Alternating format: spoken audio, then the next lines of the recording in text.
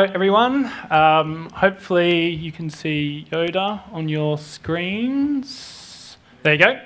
I actually pinched this from Academy XI. It's one of our favourite quotes. So my name's Mark. I'm the founder of Recomazing. For those of you who don't know, Recomazing is a community of entrepreneurs who go onto our platform to share the recommendations for the best tools and services to run their own business.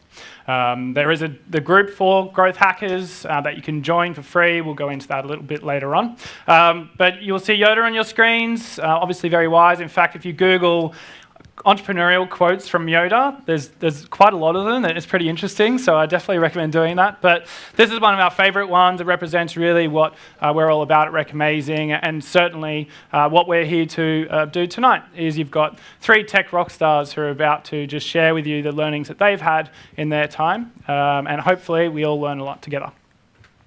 I'd just like to thank Freelancer and Growth Hackers. Dan and Will do an amazing job to keep this community going, and really it's a really collaborative community, which we love because people actually give a shit about each other and helping each other grow. And tonight we've got a few members of the Growth Hackers community who are also members of Recomazing. We've got Xingyi from Canva. We put a little bit of information about the business in case anyone's been hiding under a rock and doesn't know what Canva is. So hopefully when they talk about the tools and services they use, you can draw parallels to your own business. We've also got Anna. This is your pirate. The pirate theme will come in a little bit. You'll understand why, but this is Anna from Spaceship. I'll send you guys these so you can put them as your profile pics afterwards as well. And David from Academy XI. And we'll run into each of their tool stacks and what they use along the way. So what we're going to run through, whilst we've got almost 10,000 recommendations now on Recomazing and growing by the day, we can't run through all of them.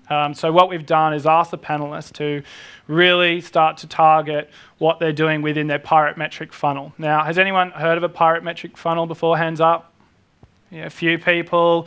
Dan is, if you're on the Facebook group, Dan talks about it all the time, but we've implemented our business at Recomazing. Essentially, it's a framework, a measurement framework for your business. It was created by 500 Startups, which is one of the world's largest accelerators.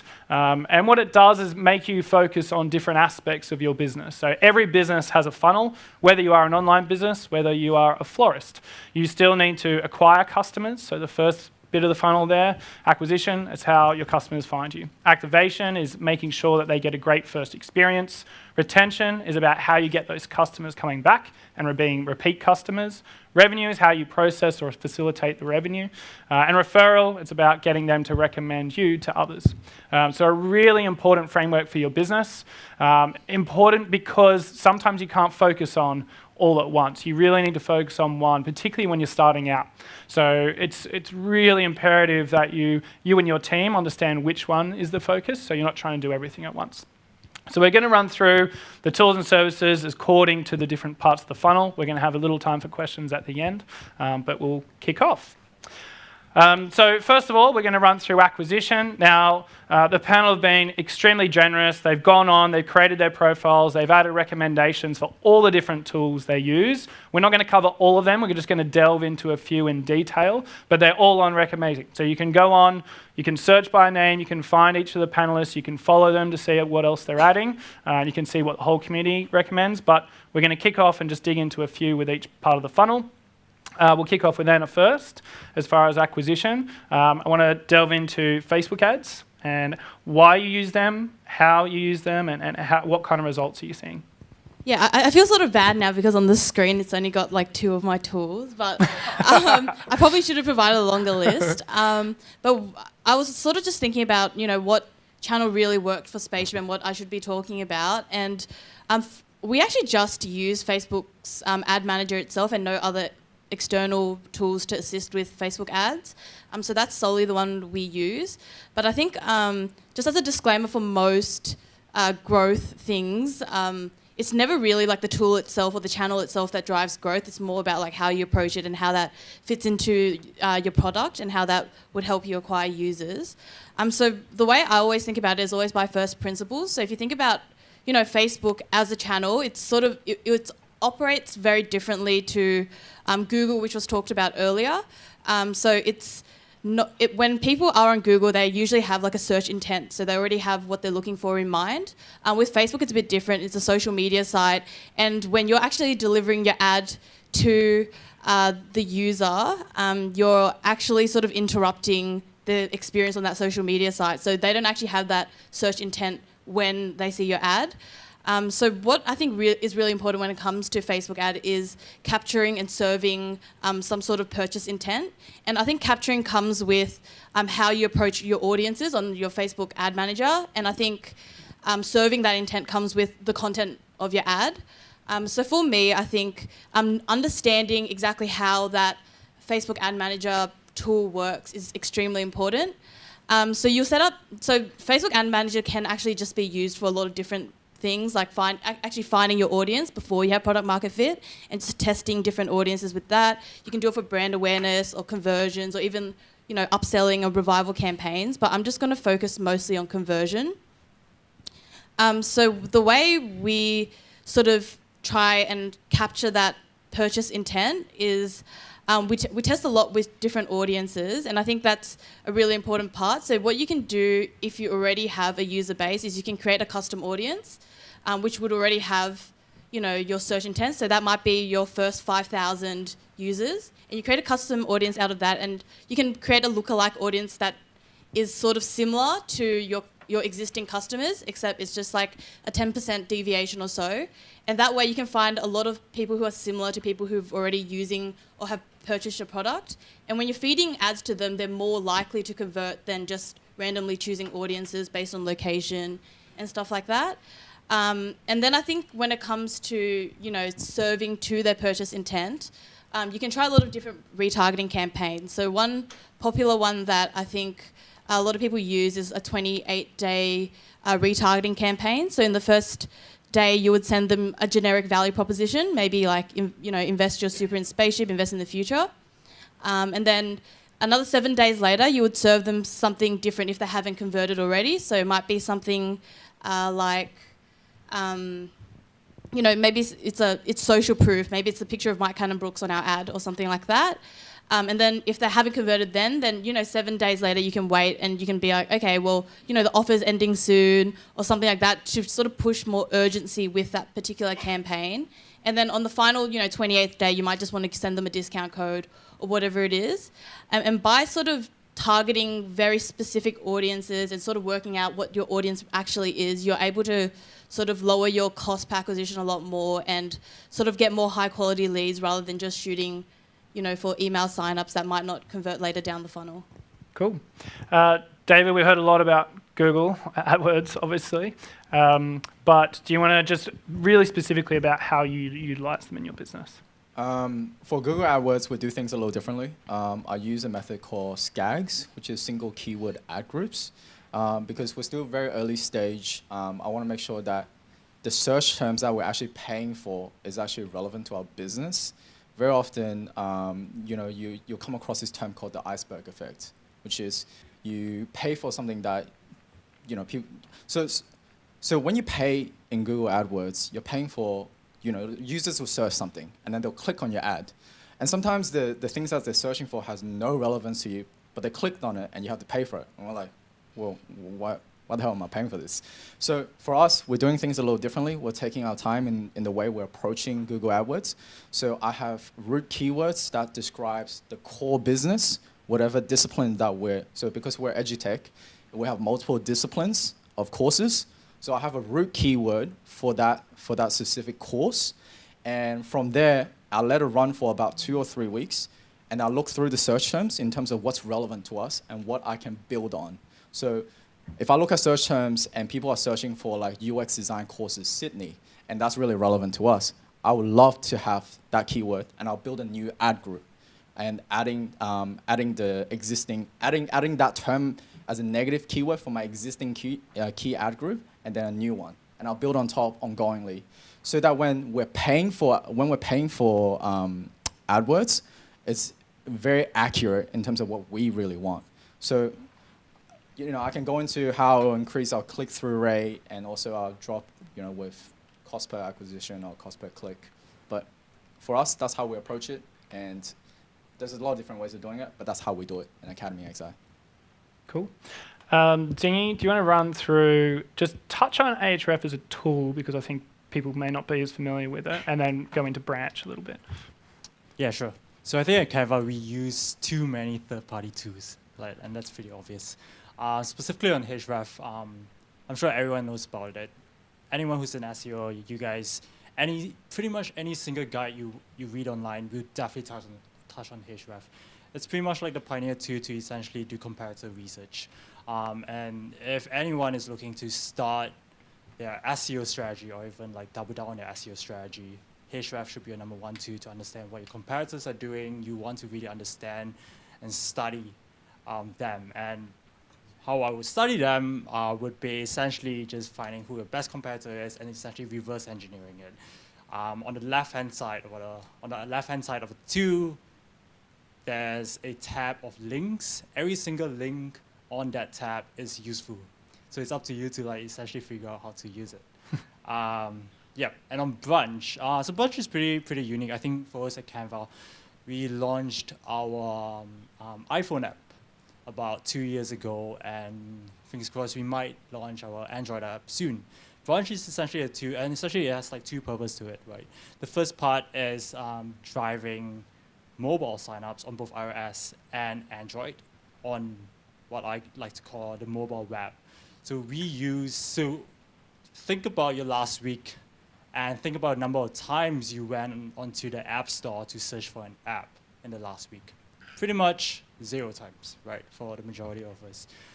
The number one distribution channel, people like to think, like the number one distribution channel on the app, on the mobile, is actually not the App Store, but it's actually a mobile web. And that's when you use like Firefox or Chrome or Safari or whatever browser you use on the web. What Branch does is helps us to drive users who land on one of our mobile web homepage or landing page or pretty much like Facebook ad, Google ad, and essentially redirect them to the App Store and hopefully, fingers crossed, they download our app. So that's the first use case. The second use case, and where Branch is extremely helpful on, is mobile downloads attribution. And that has always been a black box. Now, the good thing with Facebook ads and Google ads is that you pretty much, it lives and breathes on the web. And anything on the web is extremely easy to attribute because that's the Facebook pixel and that's the GA code. However, on the App Store, it's a black box. If you speak to anyone in Apple, you will know that you just gotta figure your way out on how to drive downloads in the App Store. And what Branch does is help you understand how you can attribute any form of marketing activity you do and attributing it to downloads. Cool. All right, we're going to jump into activation. So first of all, we're going to have Anna talk about how you use Mixpanel at Spaceship. I think I might have put it in the wrong category, but we actually use Autopilot for the activation metric. Okay. So for those of you who don't know, I think activation is actually one of the most underrated metrics, and for us, we generally define it as the point in the funnel in which your user recognizes the value of your product for the first time. So I always like to draw this back to Twitter because I think for Twitter it was the most obvious. So the way they sort of viewed it was, what is that point in which a user will start using Twitter on a daily basis? And there were a lot of, correlations and sort of testing done on that. And for Twitter, I think it was something like 28 or 30 follows. So once a user had followed 30 people on their Twitter account, they were more likely to use Twitter on a daily basis. So for Twitter, for example, their activation metric was, getting someone to follow 30 people. And ideally, you would want to address activation on your onboarding process. So ideally, you'd have stopped all the leaks during the onboarding process. So for example, Twitter would, when you sign up, they'd recommend that you follow, you choose your interests. So for example, if I choose music, then they would suggest 28 people, funnily enough, for me to follow straight away. So 28 of the most popular, Twitter accounts from musicians would be recommended. And then there's a button that just says, follow all of them. And that's like an easy way for Twitter to get people onto that particular activation metric. But assuming that you drop off somewhere along that sign-up process, that's when drip campaigns and email campaigns really come into play. And I think email marketing is not dead. Email is still one of our best engagement channels for Spaceship. And I think that Autopilot is definitely my favorite that I've ever used. I think the visualization of the journey, the email journey, and also the integrations that Autopilot offers. So we currently use Autopilot with Segment and Mixpanel. So when, say someone clicks a button on our site, it would tell Autopilot, and then I would know that they've done that, and then I could trigger, an email journey for that person. So for example, if I know that they dropped out at maybe the TFN stage because they forgot their TFN, and I noticed that, they completed the form but didn't enter their TFN, then I can probably send them on a drip campaign that says something like, hey, this is where you can find your tax file number. You can see it, in your pay slip. You can check the ATO for your tax file number or whatever, like anything that would help them complete that particular part of the process. And what you really want to do is you want to start using your emails to push people through to your activation metric. So it really, you could really go a long way with your email drip campaigns depending on how targeted you want your emails to be. So you could even, if they dropped out on the fee page, you might want to start sending them on a drip campaign to explain, how your explanation for your fees, or how that comes into play in the whole picture. So I think email marketing is a very strong way of addressing people who've dropped out before your activation metric. And I think for me, Autopilot has just been the easiest way to visualize the entire journey in a way that sort of integrates both your entire product itself all the way down to getting them to the end of your onboarding process. Cool. So really similar type of thing. I mean, basically every business does from an activation using email. I know you guys use Drip, Academy XI, or currently using. Is that correct? Transitioning. Yeah. Do you want to go into that and the process of why you've chosen to transition from one tool to the other? Because I think that becomes really interesting. Let's talk about transition first, because we're transitioning tools because MailChimp is limited in the sense that you can only segment in a certain way, and then you have a limit of segments before you have to pay more money. That's how they get you to pay. And we're at a point where we need to have more targeting in the way we do communication to our students, if you will, because we have multiple disciplines. Every disciplines have their own persona, and every persona have their own language market fit. So almost every course is in a startup, if you will, within a startup, right? So we're in a process where we're transitioning, but it's not as easy as it seems, where you just pull the plug on one platform and then just insert a new one. It's not a jigsaw puzzle, right? Because the way our website is built, it has workflows linked to MailChimp. So it means that I have to put development resources towards it, and I also need other resources to be able to pull it out and actually put a new tool into it. So when we're transitioning tools, we look at a few things. Firstly, the amount of emails that we can send on a daily basis or weekly basis, or however many that you need to send. We looked at the capability to do segmentation, which is really quite basic for marketing automation tools. And the third thing is pricing. For us, I have to be quite wary of the pricing, only because we're still early stage startup. Just because you're funded by a VC doesn't mean you can just spend money like the way you want to. It's not glamorized like that. And then we kind of came to the conclusion that there was 3 tools that really stood out for us, right? Vero was one, Autopilot was another, and Drip was the third. For us, it made the most sense to move more towards Drip, because Autopilot was awesome, and the ability to kind of switch communication channels between either emails, text message, or even scheduling calls, that's fantastic. But for the price that you're paying for, it just may not be what we need for now, at least for the next 24 months. And Drip made the most sense in the sense that, at least for the next 24 months, if we were to scale, it's not too expensive. It has the visualization for the workflows, which is a lot about what Anna has said. And on top of that, as part of our acquisition, we use Drift as our live chat and not intercom because it's cheaper, but it does everything the same way. And Drift and Drip shares data across platforms. So whenever someone leaves their email address on Drift, it gets automatically populated on Drip. And that's fantastic for us, at least to begin with. The other thing that's on the screen that you can see, which is our CRM. Are we going to go into that, or should we? Yeah, we'll move into that for retention. Okay, then we'll talk about it later. But I like your keenness.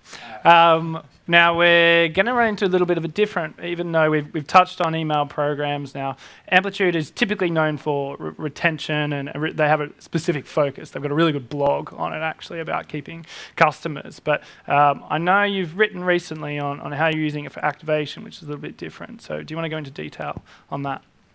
Yep. So for those who have not heard about Amplitude before, Amplitude is a product analytics platform.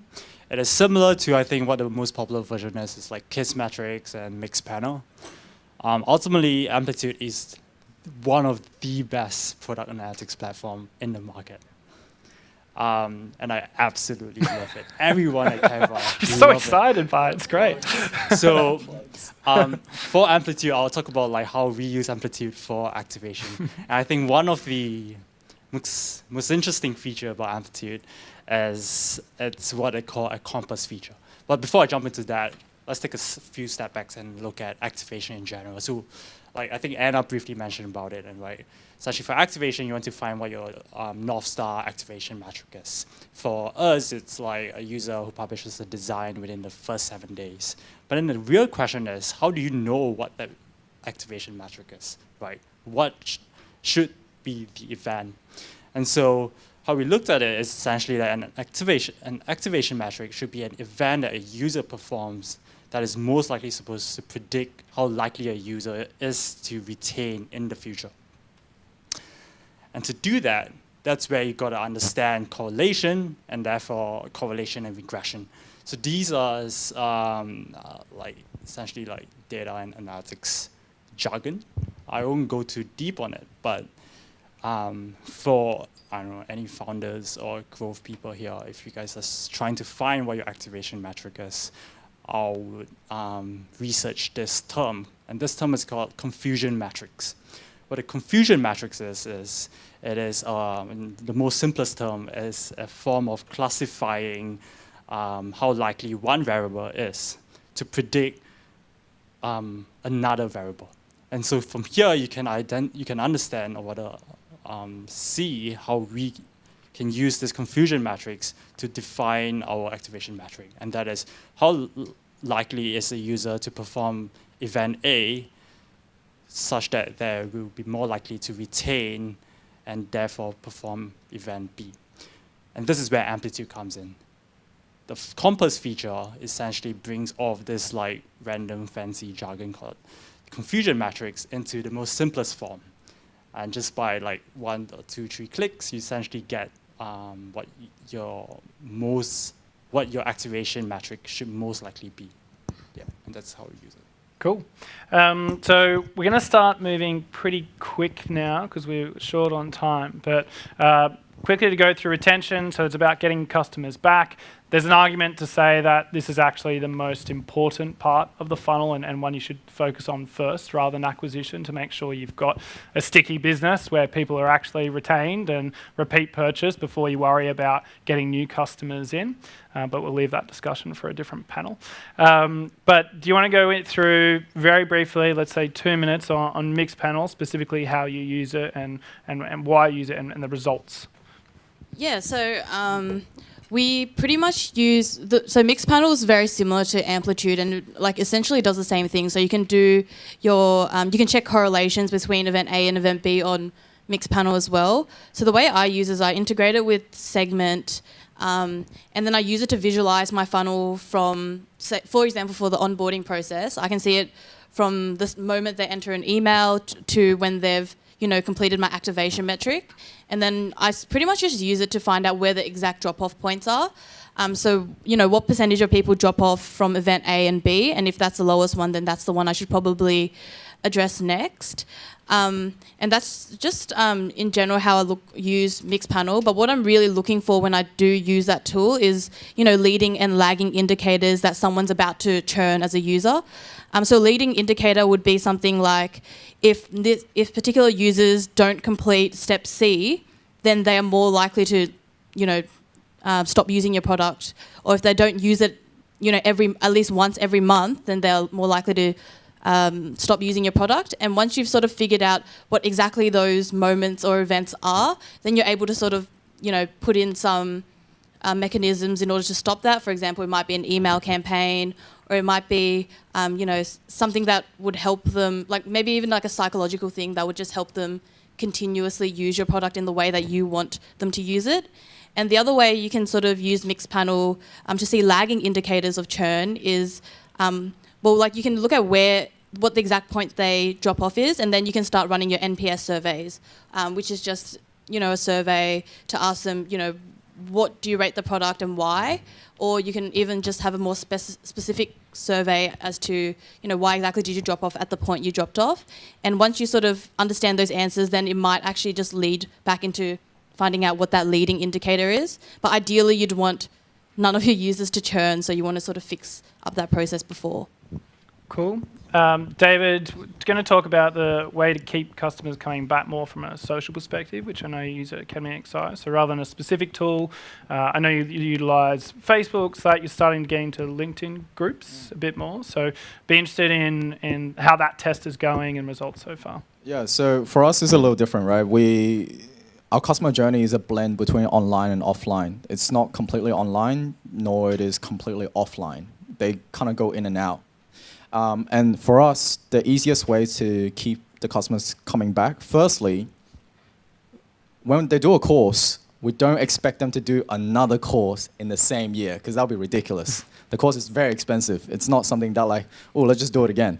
The thing is, for us, the way we keep engagement rates high and keep people coming back that we see as retention is actually people attending events after they've done a course.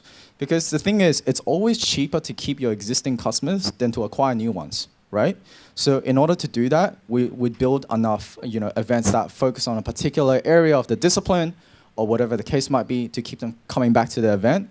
And if you deliver a great experience, what would they do? They'll naturally tell their friends. And then in the future, when they get to a certain point in their career, we're always top of mind, and they'll do another course to build on their existing skill set. So for us, we do use a lot of social in the way we do content, in the way we promote our events.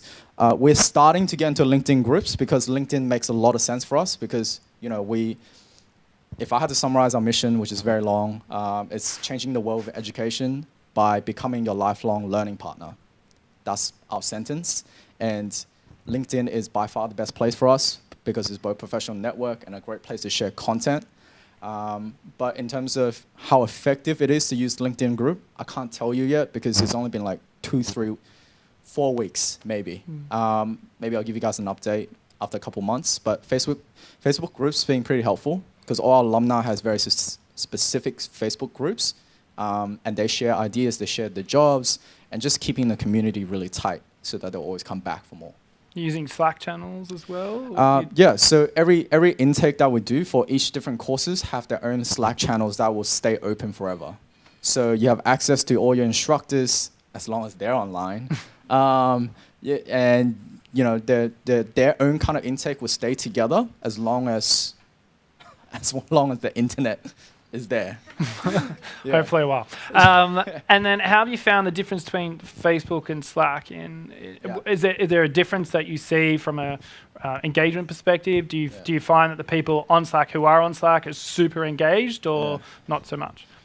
So what we've been seeing so far is because of the nature of our business and the context of our business, Facebook is still a better engagement platform, if you will, because Slack, when you have multiple groups, and sometimes we're not always on Slack. Let's not be crazy, right? But we're always on Facebook. As long as they're on Facebook, they're able to kind of communicate with their other team members or teachers or whatever the case might be, or alumni. So Facebook has always being a better platform for us at this current moment. Cool. Xingyi, 2 minutes. I'm going to keep you to 2 minutes because we need to murder. Do you want to touch on Lean Plum? Because I think it's a little bit different again from what people are used to hearing about. Yep. So for Lead Plum, it's an app for mobile, or rather an app for mobile CRM. So we do it for push notifications, and you can even run like A/B tests on it. It's great. Like if you have a mobile app and you're trying to either improve activation, retention, referrals, Lean Plum is definitely the way to go. And just one example of how you use it at Canva. Yeah. So if you download the Canva app today, tomorrow you probably get a push notification. That's how we use Lean Plum. Okay, perfect. That's simple. We're going to motor past revenue. They're pretty well-known tools here from Xero and Stripe. There's a ton of information on Recomazing around them, people, why they use it, how they use it, why they put it into their business, because we are running short on time. And we're going to run into referrals, so how customers recommend you. Anna, I know you've got an interesting story. Spaceship is really well known for driving such a massive waiting list before you even started, and it was integral to the launch success. Can you run into how you guys went about that? I know you built your own system. I know you've looked at other tools since, but what it did, what were the little learnings you got which made that so successful? So the reason we started a waitlist was so we had an audience to start testing with very early on to understand what exactly our value propositions were and what were the sort of messaging that people wanted to hear when it comes to superannuation. So that was the reason why we built our own. Upon retrospect, we probably could have used an app, a tool called Matra app, I think it's called, which essentially does the same thing. But the way we really approached it was we had a waiting list where if you put in your email, you'd be prompted to fill out a larger form, which included mobile verification. And it said that, if you completed this form, then we'd bump you up, I think, 10 groups for the next waitlist group. So you'd get earlier access to Spaceship once it came out. And then I think we had a really good conversion rate for that form. It was pretty crazy. It was like 66%, so almost 2/3 of people actually completed that entire form, which was a really good metric for us. And then once they completed that form, then they were able to move up 5 groups for every person they referred. So they'd basically be in group 1 if they referred 5 people. And we had buttons on the page as well to share directly onto Facebook, Twitter, LinkedIn, and also a direct link. And then once you click those buttons, we already pre-filled pretty much the copy that you would post onto your social media with. And on that page, we also had, I think, little social media excerpts of other people who said similar things, which helped a lot when people were like, I don't really know how to explain Spaceship to my friends. How should I do it? Is sort of the idea why we did that. And I think a lot of referral programs actually do come with just building trust and how you approach trust. So I ran a lot of, surveys and stuff like that to find out, what sort of people are more likely to refer, and then also how would they describe Spaceship to a friend? So what sort of copy should I be feeding them and encouraging them to use when they're sharing to their friends? And a lot of that does come with talking directly to your customers. So actually, I spent like my first week calling up, I think, our top 200 customers just to survey them on, exactly what their customer persona was like and how they would describe Spaceship to a friend in order to feed that back into our website, back into our referral program, and sort of encourage that sharing onwards. But since then we've launched, and so we don't actually have that anymore. So if you go into spaceship.com.au, it's not there anymore. But I think in general, the way you should approach referral programs is, first of all, figure out if you actually need one or not. So a lot of the paid sort of referral programs like Uber's one and stuff like that, that you only really want one if you don't already have strong organic referrals and you need that critical mass in order for your business model to work. So for example, two-sided marketplaces and stuff like that are very good examples of that. Otherwise, you might end up like, what Elon Musk said about PayPal when they ran, their $60 million referral program. He said that, eventually people understood the product and the benefits of the product so well that they didn't need that monetary incentive to refer. So they were actually, their cost per acquisition for each referral was actually increasing, not proportionate to how they would have otherwise gotten organic referrals. So I think that's something to keep in mind before you sort of hop onto a bandwagon and be like, I really want a referral program, because I know it's tempting. And the second thing I think you should think about is just only really run a referral program if your incentive benefits or improves the experience of your product for your end user. So a Dropbox is a really good example of that. If I refer David, I get extra space, he gets extra space. And because I have extra space, I'm more likely to retain as a user. So I think they're the sort of things you want to keep in mind. Otherwise, running a referral program might just take away a lot of your time and resources. Cool. We're going to skip to Xingyi and touch on how you use app queues, which I know is a test you're doing at the moment from a referral perspective. Yep. So app queues is essentially a platform that allows you to run or rather surface different type of like UI or rather user interface prompts on your app. So this could be like random tooltips, hotspot, pop-ups, or a slide out. Essentially any type of user interface where you can add any form of HTML and CSS to engage with users. You use that. I like to think of it as a better version of Intercom. So the way we use it is, number one, if you jump onto Twitter, I think Canva is a pretty good product, and we are like really, really lucky about that. So if you jump onto Twitter, search for like hashtag Canva love, or even just hashtag Canva, you'll see a bunch of people just like recommending about Canva. Now, the downside to that is that Twitter is not a platform we own, and we're subjected to Twitter's algorithm. So then the question is, for this segment of users who are like happy users, how can we bring them on board to internalize this referral process? And so one of the things that we've done is essentially use app queues to run NPS survey to, number one, identify our like most power users, and based on that, ask them to refer a friend, pretty much organic referrals. Now, where app queues comes in is that simply because it's very easy to set up, anyone can just set it up in like half a day. So this saves tons of like engineering resources. Yeah, cool. Just say something. Yeah, sure, of course. So I have a really different perspective about referrals. We actually don't focus on referrals at the moment because we're still a very leaky bucket. So where we focus on is activation and retention, because like I said before, if you deliver a great experience and a great product to people that help them progress their careers, which is what we do, they'll naturally tell their friends, because I spend time in both sales and growth. So that means I'm on the front line hearing about what customers actually say. And they always say something like, oh, we went to this event and Academy XI was cool. And then like, let's tell our friends about it. And then like they'll do a course and then they'll come to another event. They're like, oh, this was really cool. Have you thought about UX design? And then they're like, no, but let me come to an event. And as we kind of do more and more of those great experiences and keeping them on board, the referrals, word of mouth is still by far our best way of doing referrals and not actually asking for it. So it's a little different for us, whereas for other companies as well. Well, you'll be happy to all know, I think each one of your companies has been recommended on Recomazing without you guys asking for it. So yeah, you're definitely doing something right. All right, we're going to jump into just a bit of a promo we have at the moment.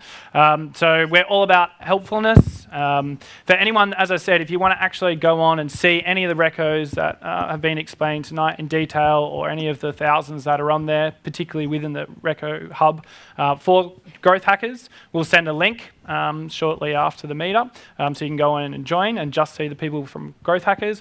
But we're also offering, for the people who do have helpful recos and do have knowledge that they want to share, it's a competition. It's going to be open for a week, the most helpful recos. So add whatever your favorite tool, supplier, or add a bunch, and add just commentary, so the other person can actually learn from that. The most helpful will win $750 towards their stack, and that was a shared partnership with Academy XI and Spaceship. So thank you very much.